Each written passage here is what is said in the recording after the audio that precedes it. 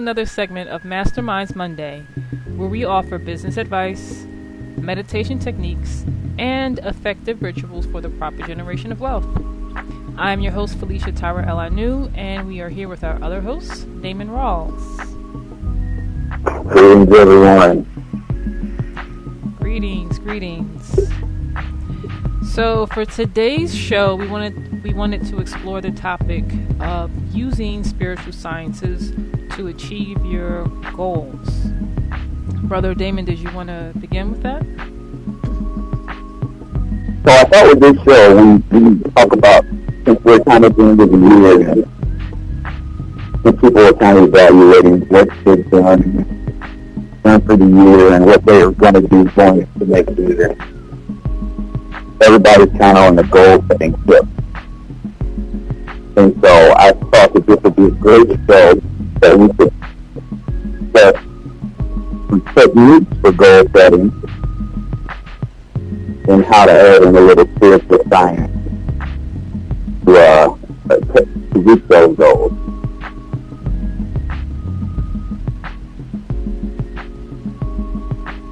So I think it's going to be a really good talk tonight.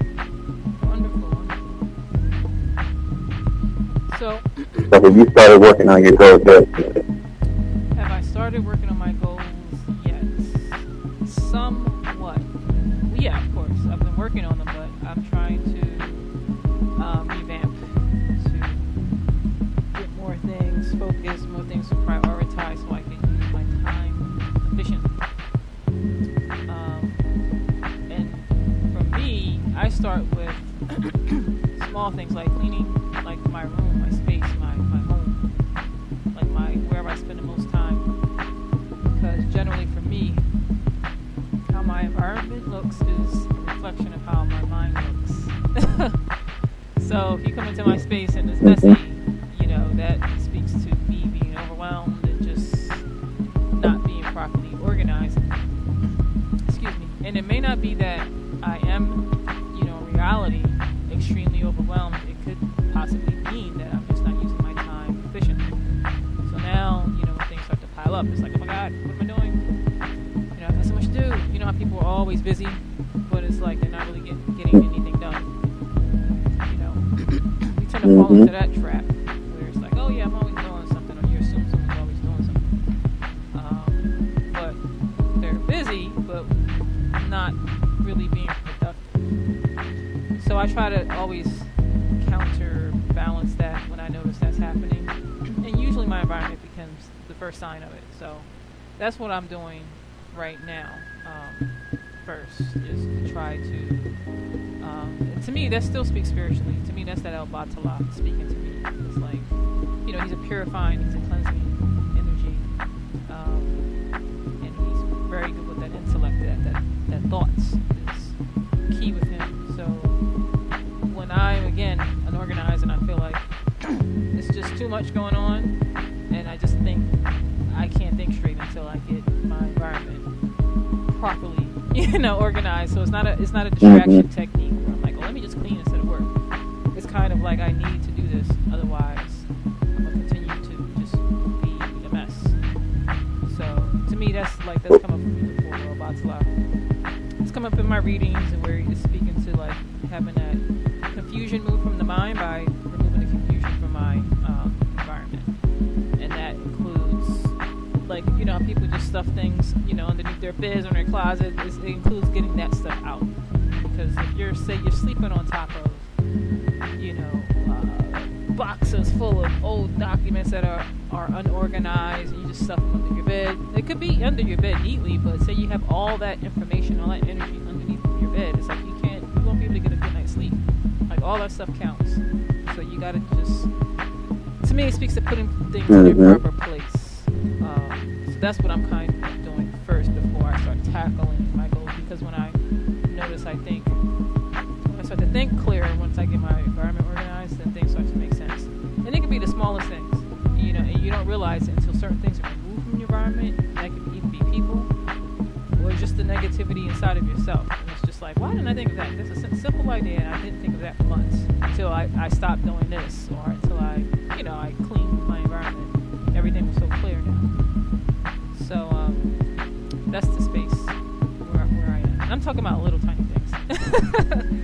mean, it's literally where I was like, wait, why haven't I been buying my fruits and just freezing them instead of buying frozen vegetable fruit all this time? You know, so much cheaper, so much healthier. It didn't click until I noticed like some things were removed from my environment. Now I was like, oh, that makes more sense. Why didn't I do that in the first place? So that's the phase I am in right now. That shedding, cleansing, and then planting. Sorry if I went on too long. A little bit of a rant. No, that was great. That was good. Thank you. So, okay. So, see, you're prepping to get ready to tackle your goals. But I think when people attack their goals, so there's two reasons why people fail, like, or life doesn't look like what they want to look, or they don't get their goal. Reason number one is people don't even write down their goals that they want to accomplish for the year. You know, people talk about it, they go, yeah, well, I want to do all these things. But then when you say, okay, you know, what did you write down? What should you done? Or where, you know, what are you really done after? Then they can't really show it to you. So, the other reason why people don't hit their goals is because they don't know what they're shooting at. They don't know what? They don't know what they're shooting at. Shooting at, what their goals are. Okay. So what I mean by that is that the old techniques are to grab a piece of paper, write down all the things you want to accomplish in a year. You know, I want to be thin, or I want to be, you know, I want this year to be better than it was last year. That's not specific enough. You know, or I want to be in better shape. That's not specific enough.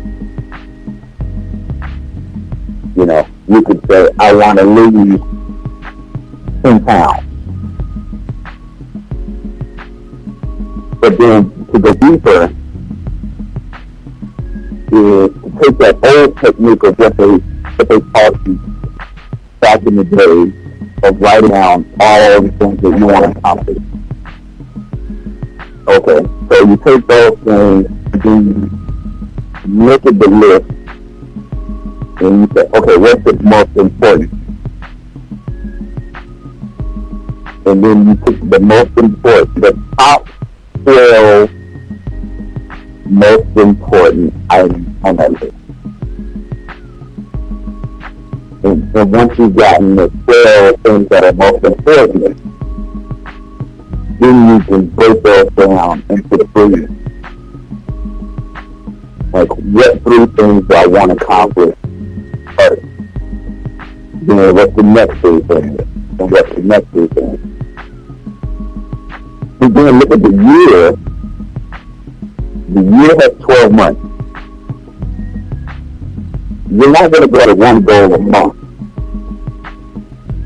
But what you're going to do is go after 3 goals in a quarter.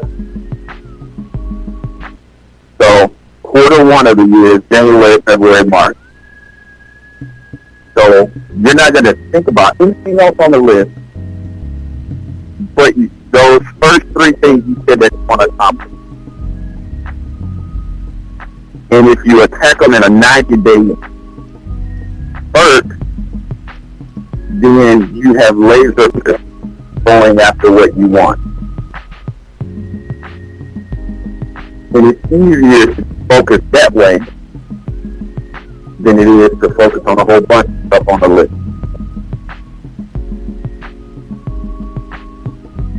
So that's a technique for every technique I do. That's what I do with my goals.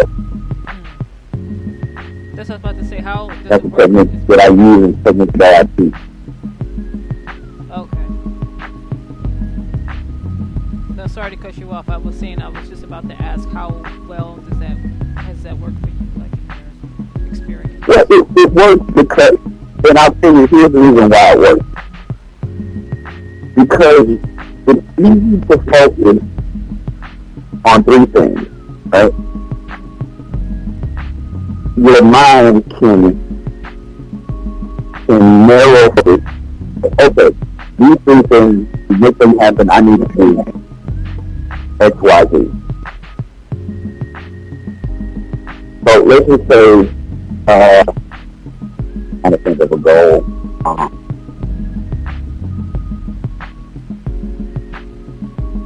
I'm trying to think of something. A goal?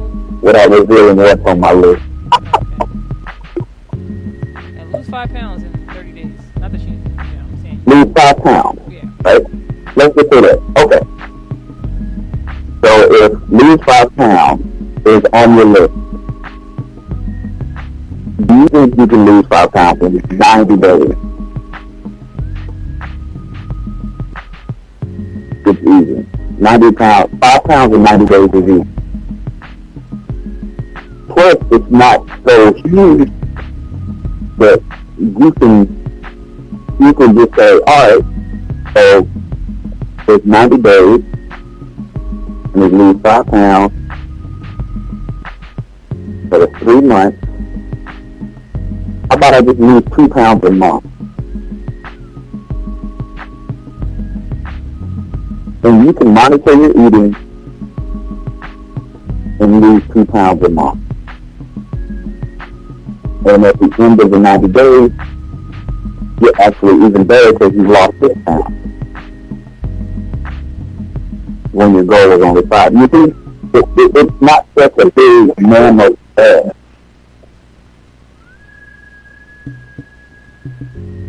And you're not biting off more than 2 pounds. So they're manageable, they don't freak you out, and you're able to hit them because you make them more manageable. Yeah, I think that's excellent. I was going to add to that, like, I noticed for me when I accomplish goals, I do something similar along those lines where, say it's not even a major goal, it's just like, you know, tasks, somewhat of a task list sometimes, but it's some priority items that I need to get done. For me, I notice if I break down each, say even making a DVD, for instance, a DVD we just released on Shrine and Altars. For me, first I had to like break down each steps. I'm very methodical, and I like to cross things off. So I think it depends first on knowing what type of person you are and how you get things done. But of course, trying new techniques if you know you also don't get things done, you procrastinate or whatever. So I kind of try to do both. So know how I am. I am methodical, so I like to do things in order. And I do, like you said, I like to write it down, because otherwise I will forget. Because again, that whole mind thing, too much stuff, you give me overload, I'm like confused, I'm off track, and I'm like, start over. So first I write it all down, like what I have to do. So okay, make a DVD. Okay, great. How do you make a DVD? Now I have to break it all down. So what's my topic? And then, okay, this is my topic. I'll talk about shrines and altars. And then I'll break it down. Okay, there's so much I can talk about shrines and altars. So I'll narrow it down to a topic. Okay, what's African? You know, pulling from West African, Yoruba tradition, elements from that tradition. Okay, so now I don't have to talk about shrines in every system. So now I'm more focused. And then I'll say, okay, what types of shrines? Oh, okay, I'll talk about an ancestral shrine, an Orisha shrine, a meditation shrine. So, you know, I keep breaking it down until it's very, very clear what I have to do. And even with that, okay, now what am I going to do about the ancestral shrine? Am I going to be in a video, not be in a video? I'm going to talk about it, I'm going to show pictures. So I write down every step of the way. So it for one, it's more realistic instead of just saying, oh, go make a DVD. Awesome. All right, I'll do it tomorrow. No, you won't, because now when you see it requires, you know you can't do it in one day. Right? Especially if it depends on lighting and you have to do it at a certain time of the day.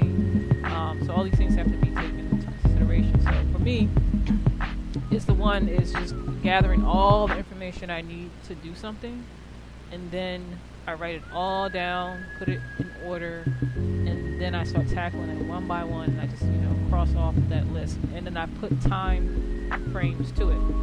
So I won't sometimes know that until I've started. So I'll say, okay, I just finished the first segment of the DVD, which is like, I would say chapter 1 and chapter 2. And they're all about the same length.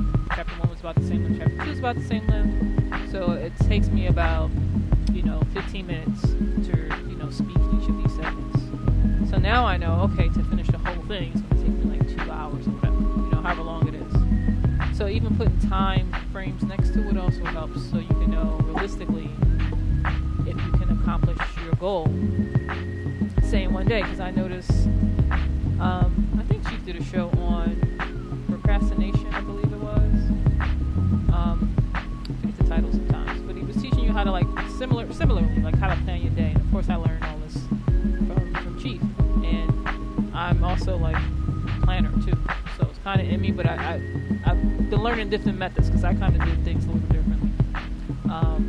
But I noticed that thing always worked for me, writing it down and breaking it down in little components. So it's going to have a little energy, they break everything down. So I kind of learned, that piece, and then once I realistically assess, I'll become more realistic, and then I can make a real schedule for myself. So instead of putting 15 things on my to-do list for the day, now I come to the terms with, I know I'm not going to get this done, because I know around 9 o'clock I'm going to get tired, and it's not going to get done. So let me be realistic, and I'll break each thing down. It's like, oh, I thought this would have only taken me an hour, but when I break down each component, this is a 3-hour task. So I might have to break this across, say 1 hour each day, and it's done in 3 days.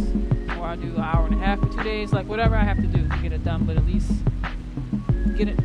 gathering all the information that you need to, accomplish your goal, what's required. That will really help you to, I've noticed in my experience, to meet the goal, because it then becomes more realistic. Just like Brother Damon's example, okay, go lose 5 pounds. Oh, well, that's easy, right? No, it's not easy. You need a plan, you need certain meals made. You may have to eat the same time every day in order to get your body rhythm in order, so that they can adjust to your new way of eating and sleeping, your new lifestyle and working out. So again, you have to gather all that information, write it down, and then start to parcel it out on like how you're going to tackle it. And the smaller you break it down, the easier it is to tackle. And I think it's so less overwhelming than putting a bunch of things on your list and not getting them done. And then to me, once you do that, you fall into depression, you're hard on yourself, you think you're a failure because you can never meet any of your goals. And it's just because of how you're tackling your goals, I think. You can meditate all day, but it's still like you still have to do certain things to accomplish your goals, right? So I think, for one, being realistic and breaking down your components of your goals will help you to meet your goals. Yep, agreed. And I know people talk about SMART goals, and so I mean, it gets a little played, but I believe SMART goals or SMART tasks are necessary. And for the audience, if you don't know what SMART goals are, SMART is an acronym. And so the S is specific. So you want to be extremely specific about the goal. It's like just what you just said. Break the goal down into steps. You want to make your goal measurable. The N is for measurable. And so the A is for achievable. And this one is real important, I think. Because people have said, man, I want to make $1 million. Well, how much did you make the year before? Well, I don't have a job. That's not realistic. It's not achievable. You can't wish your way to $1 million. And if you make goals so big that you can't get to them, you'll start feeling bad about not doing it. So, something that's achievable, the R is for realistic, and the T is for timely. So if you put some time constraints on your goals very fast, you'll be able to hit them. I think the statistics show that 80% of the work, whenever you have a goal that has time to it, 80% of the work is done like in the last 20% of the time frame of hitting the goal.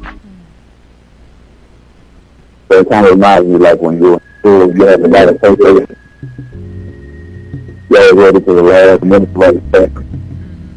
Or I do it at least, I don't know. But you probably wrote yours. You probably did too. Oh no, I'm master procrastinator.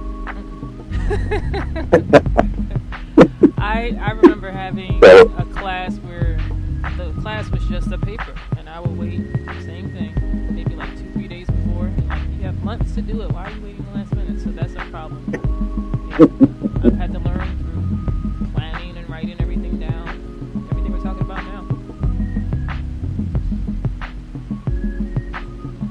Yeah, so that's another thing. Now, before we shift into taking a break, did you have any quick tips in terms of spiritually what people can do to kind of help achieve their goals? No, I think just making your goals realistic. And don't touch 100 different things. You know. Gotcha. Keep it small. Keep it things that you can accomplish. And they all work towards the bigger as far as the goal at the end of the day.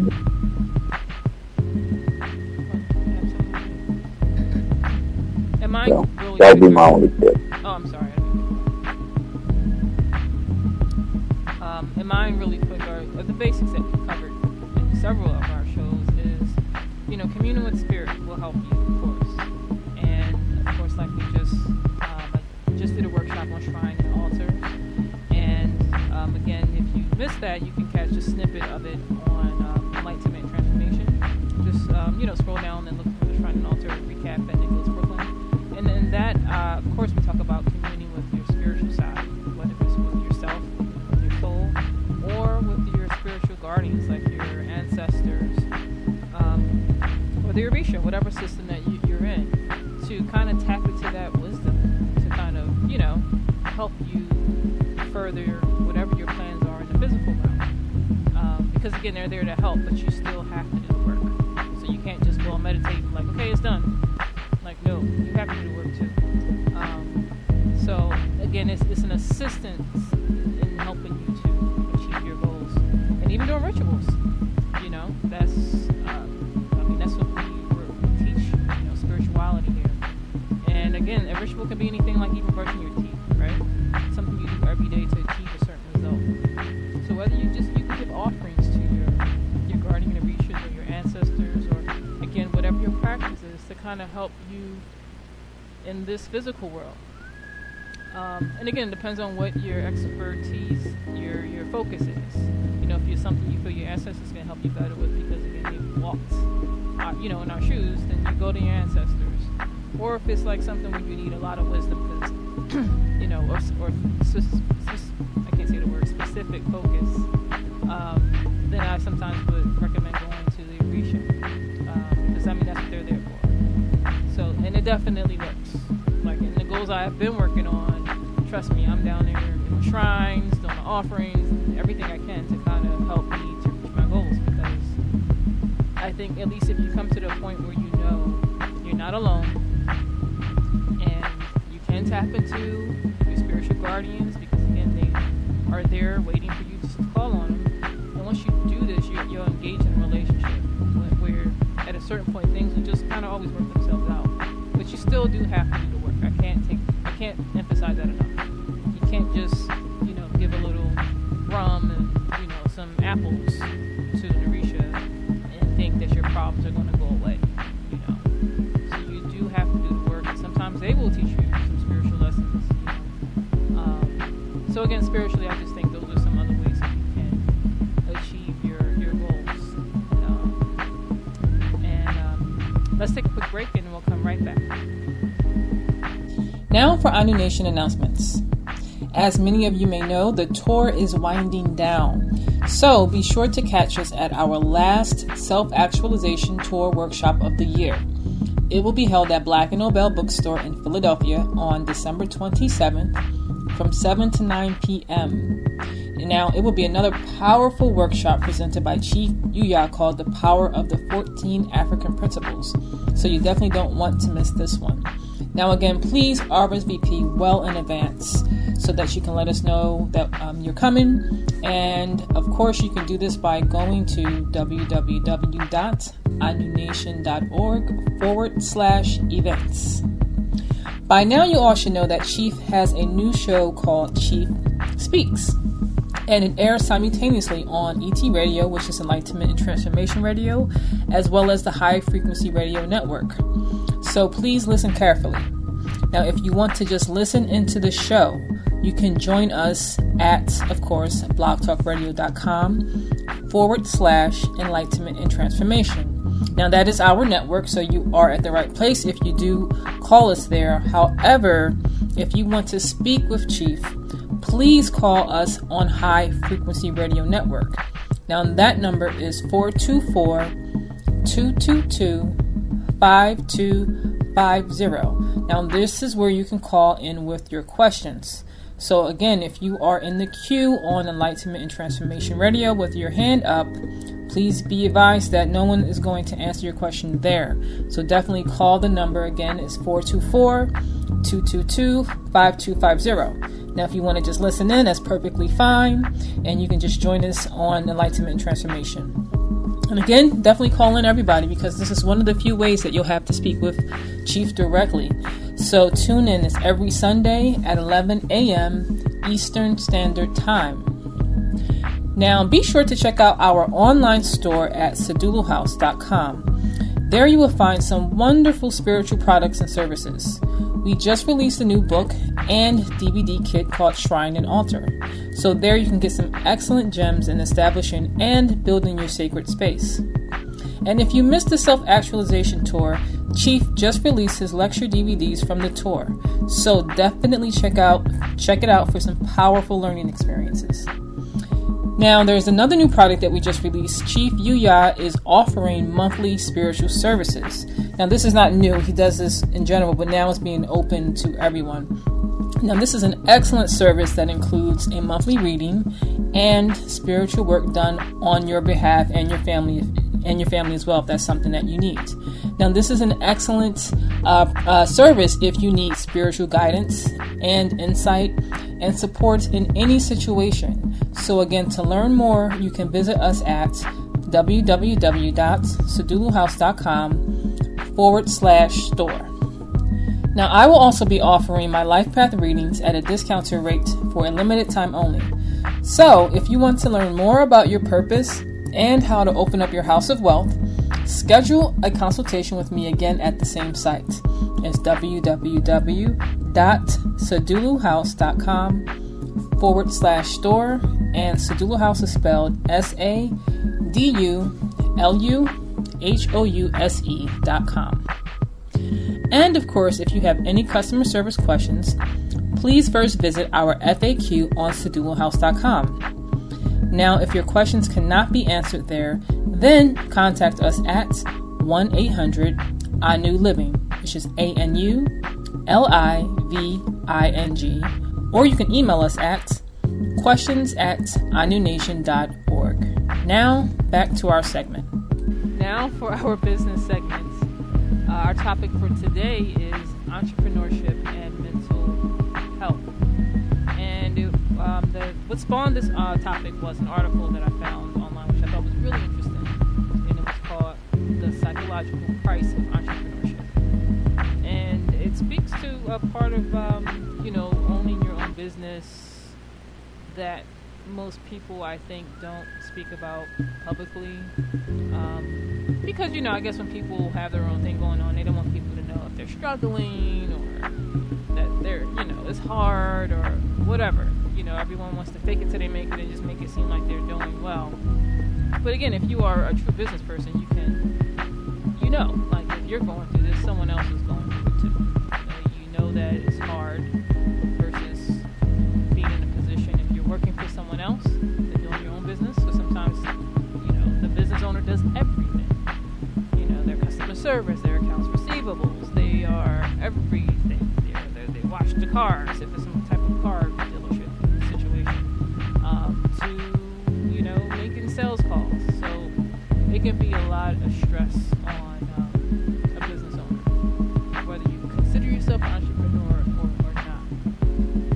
But what I liked about this article was that it did kind of put a spotlight on entrepreneurs in a way that we don't view them, because we tend to look at these companies. Well, at least I know I did. You just think these people are extremely amazing. They don't have any problems. They're filthy rich, and it's just a beautiful life. Not that I haven't seen any fall or anything like that. Of course, working in finance, I've seen a lot of companies that were around for decades just disappear overnight. So I understand that can happen, but you still kind of look at the CEO, someone who formulated a company with, like, say, 90,000 employees or 120,000 employees as an amazing person. But this article kind of showed the other side. And I thought it was interesting. Even like the one scenario, I forgot the guy's name. I think his last name was Smith or something. And he had a debt management company, but meanwhile he was in debt, like way more than his clients that he was managing. I thought that was pretty interesting because it does speak to the lifestyles of the more money you make, the saying goes, the more money you spend. In my experience, that can be true. So it just was very interesting how he's counseling these people. But meanwhile, he has the same anxiety and stress that they do, because his debt tripled the debt they were talking about with him. And again, this is a big type. I forgot the name of the company, but it was making like $32 million a year. So it was a major company, but he still was in debt. And then when they run down how all these, CEOs were having same thing, they were $1 million companies, and then something goes wrong because the economy changes or whatever, and their phones start ringing, and now that like in months their phone is turned off, their heat's turned off. So again, it made me think of The Millionaire Next Door, how there are certain types of millionaires. I forgot that the saying was like big hat, no cattle, something like that. And I forgot. I think that's what it was. So that reminded me of that. These type of millionaires who you have all this money on paper, but as soon as something happens, in a matter of months, they're dead broke. Whereas someone else who's I would say more of a true entrepreneur, really understands money, knows how to live within their means, and they're not major CEOs of any companies or anything like that. And it's like, you're a million. What do? You sell paper? How's that possible? Those type of people, Millionaire Next Door. So I just saw that was pretty interesting, how these people aren't as wealthy as we tend to think they are, and they do have a lot of stress that we don't tend to assume. But again, speaking to taking it back to our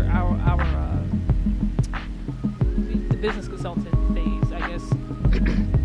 I was going to ask Brother Damon, do you see like a lot of your clients facing this type of stress that this article speaks about, or do you see that they just try to outside cover it up and make it seem like everything's okay? Everything in that article, I have lived it myself. Wow. and I know it for a fact. I mean, and I know I have friends who've gone through that stuff. I mean, I've had friends, I've no clients. I see it all the time. I mean, I'll give you a perfect example. I have a really close friend who was in construction business. So they did a couple of big jobs. Well, a decent sized job. So he had a $50,000 check that he deposited in the bank. He deposited it on a Monday. He went the next day, and all the funds were withdrawn, were held by the bank for another job that he owed on. So he had $0 to pay his guys. And it stuff happens. Or you're expecting a big client to come through, and then they just drop. So most businesses are always blingy. And that's what most people don't think. Most businesses don't really have a lot of money. And it takes years to get to a point where you have real money in the bank. But that's why most business owners are real tight with their money. So people think that this is being frugal for no reason. But imagine if you owned a company and you had 7 employees. If you screw up payroll, they don't make their mortgage. That's a lot of stress. Because now you're responsible for 7 families. And the bigger the company, the more people you worry about. You know, so it can be crazy. It just takes a special kind of mind to want to be an entrepreneur. That's what I thought was key here too. You know, when it's describing entrepreneurs, because again, I'm new to this, but technically I still don't consider myself an entrepreneur. Although I'm working towards being self-sufficient and, you know, I work for my family, I still am, you know, managed to a degree where I don't run the ship. So I don't have the same stresses that I'm like reading in this article that these people have. Like you're saying, you know, like, okay, this guy is responsible for 7 employees in their family. If he doesn't make, you know, enough profit to cover payroll, he's got 7 people looking at him like, you know, I can't pay my mortgage. You know, I can't, you know, now my family's homeless. And that's what I found out in this article that was really interesting, how they were studying how the entrepreneurs are more stressed than the actual employees. But from an employee perspective, you think that your life is extremely stressful and you have so much work, and you think that, you know, the head of the company, he's chilling because he comes in whenever he wants, he leaves whenever he wants, you know, he has everyone else doing the work for him. So this really put a highlight on that's a myth and how stressful it can be, because they have all the pressure on them. Because when something does go wrong, I have witnessed that falls on them. So no matter if you got 50,000 people working for you, you hired them and you gave them certain responsibilities, even if they failed it, completely their fault. If it's a huge or an egregious act, that CEO can get fired. You know, so they do have a lot of stress on them that you don't imagine on the outside. Yeah, it's a lot of pressure. Yeah. You know. And then, you're not allowed any mistakes. Exactly. You don't have room for mistakes. Yep. And that's what because you can't come to somebody. You know, imagine you work for me, Phylecia. If you work for 2 weeks and then I owe you $500 or $1,000. That was your salary. And then I said, well, I can't pay you. That's not a good look. That's no bueno. Yeah, exactly. Shoot, I've been in situations So even if I've got to pay you and not pay my own bills, it's got to get done. And I know people owners who pulled out their own pockets, whose houses and cars and places, but they still kept the lights on. And eventually that time kind of passed, but it's tough. Yeah. So that's what I just uncovered, that this was so interesting. It really highlighted the stressors that they can't talk about. And it's not just these big companies. And, again, we talk about people who just have their own business. Whether you're a hair salon owner, or you're a graphic designer, dog walker, whatever you do, if that's what you only do for a living, it's just on a smaller scale. So I can imagine it's still the same. Stress is all relative. It's just, maybe on a smaller Remember scale. the show Living Single? Yeah. Okay, remember Queen Latifah's character? Yeah, of course. Yeah. Okay, think about all the times she talk about not having money. If you go back to that show and watch that show, she showed what an entrepreneur goes through all the time. She had a magazine, she had employees, she had an office, she had all this stuff, and she was always talking about and never making a profit.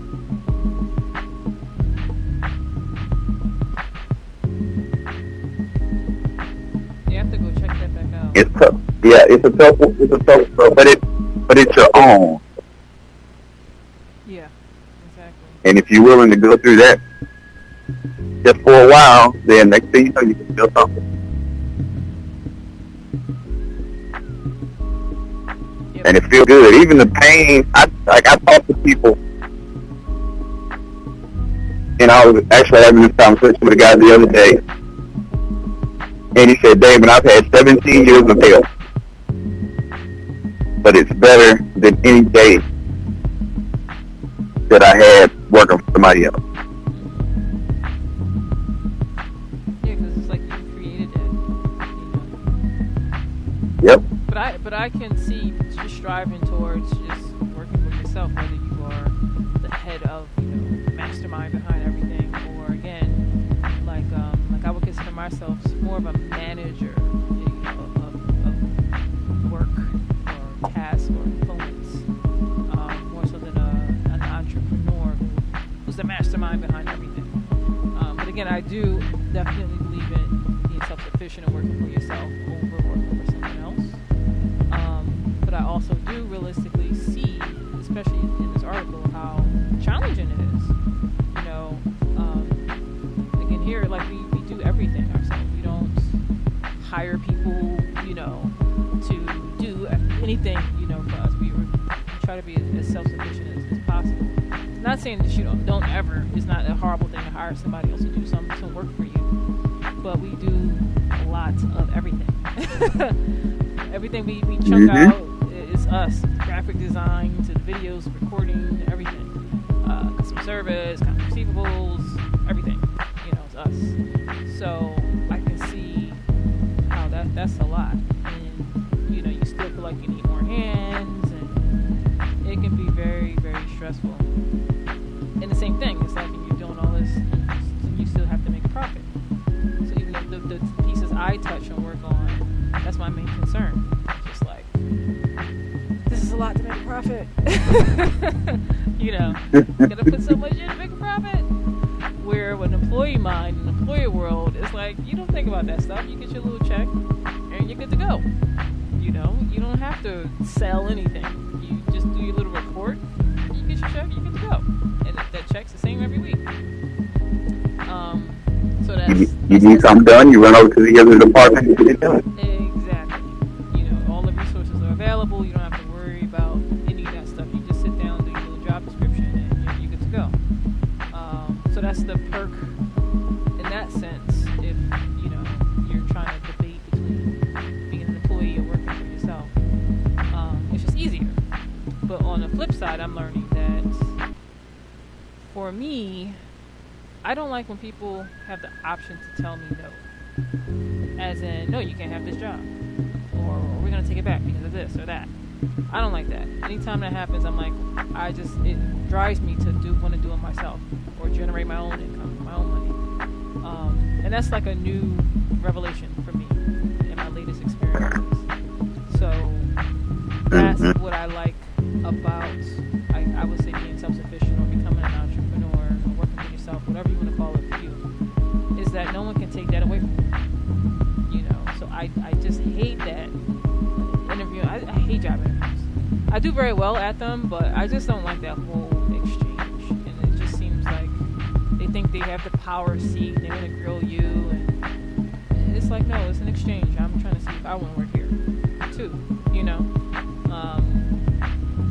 And that whole, you know, you gotta wait to hear back, and they can say yes or no, and all that stress that goes with that. I don't really like that piece. So I don't think it's bad if you do work for somebody. I just think that it's a wonderful thing where you can say, I have something that no one can take away. You know, you can't tell me no, because I have this skill that I can do and I can generate money. So I think that's a beautiful thing, and that's some part of my goals that I'm cultivating. Just things that I know I can do, and talents that I have, and you know, making a means for supporting and contributing to my family. So that's important to me. But although I think it's very important, I can very much agree that it's a lot of work, lots of work. So if you're an employee where you have that mindset of, oh, I just got to do this and that's it. Do my little report, I'm good to go. You can't bring that with you when you're trying to work for yourself, because you don't make no money making a report. Right now, these tasks are needed in any business. You still have to do all that administrative stuff.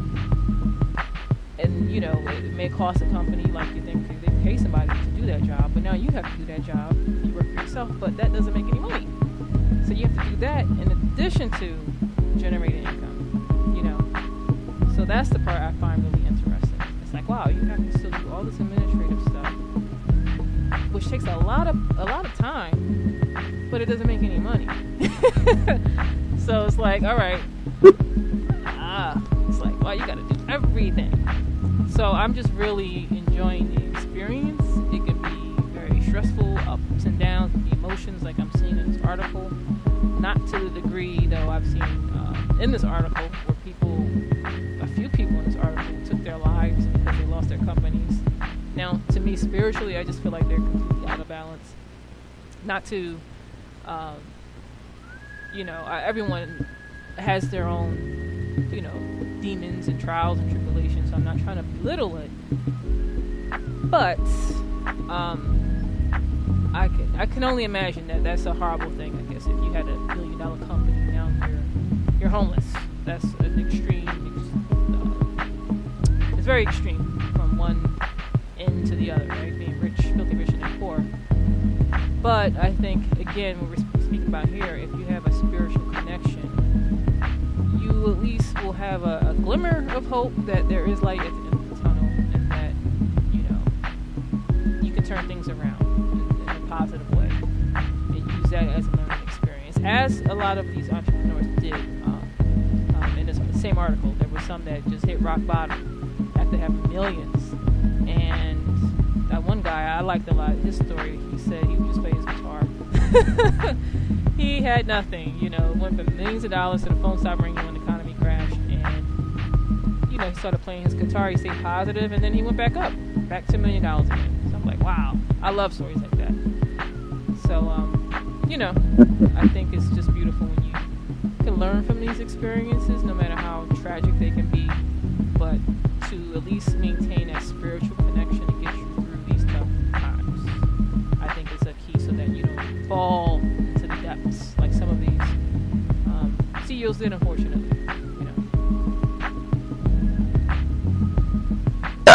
Articles like this are good because they let you know what's on the road in front of you. And when you start experiencing, the loss of big clients,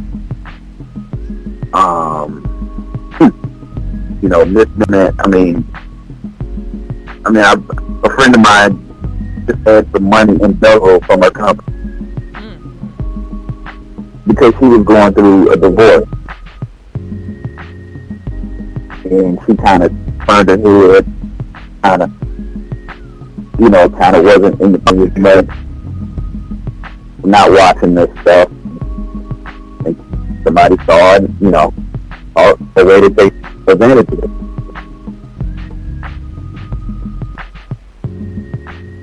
And so, but when you know what's in front of you, then when you start dealing with these things as a business owner, then you don't freak out and think it's just you. You realize that even the best of them, and then if you're a person of color, let's just be honest, it's going to be even worse.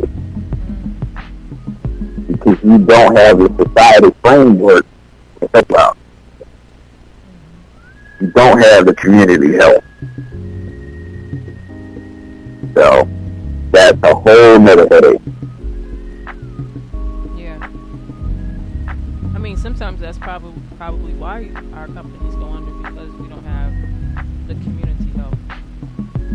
Just even in books, I've noticed the amount of black-owned bookstores has declined dramatically. There's only about 50 to 60 black-owned bookstores in the entire country. Crazy. And even within that list, sometimes I call somebody numbers and it's like, oh, it's out of order. I'm like, I thought this was a complete list. And there's still some that aren't existing. And it's just, I don't know if it's a lack of support or times are changing, of course. A lot of people like to just get things online. But you got to be innovative, too. I noticed the stores that do survive, they stay with the times. They have workshops and everything else. They don't just have books and that's it. They sell clothing, they sell oils, they sell everything. Whatever they can do to stay ahead of the game. And I noticed the ones that don't. So we don't do workshops, we just do book signings. Everything's free, for our clients. They're suffering. So I think it's a combination sometimes not having the support from the community, because again, people won't pay for events here, so we always have it free. And it's like, that's ridiculous, you're a business. And it's, them not staying ahead of the times. I don't check my email, and I don't do the whole Facebook thing, or I don't have a website. That is archaic. You need to have these things to stay alive. So I do see that with us. We do have some special needs, and we do have a more of a concern because we don't have a lot of black-owned businesses.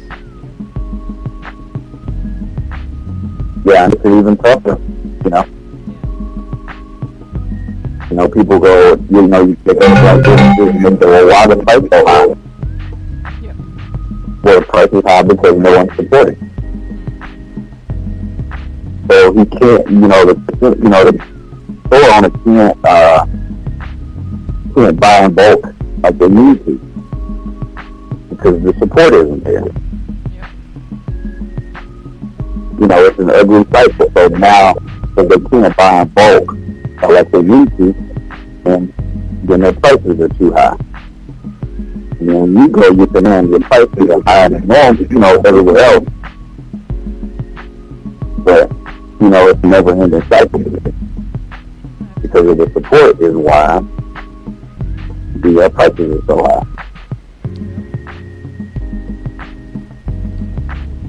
And let's take a quick break before we continue. Are you stuck? If you're feeling stuck right now in your job, your career, your relationships, let Damon Rawls help you. All his life, Damon has been very successful in business and corporate America, and yet he knows what it's like to feel stuck as well. In fact, one of his specialties is helping people just like yourself free themselves from all the things that are holding them back.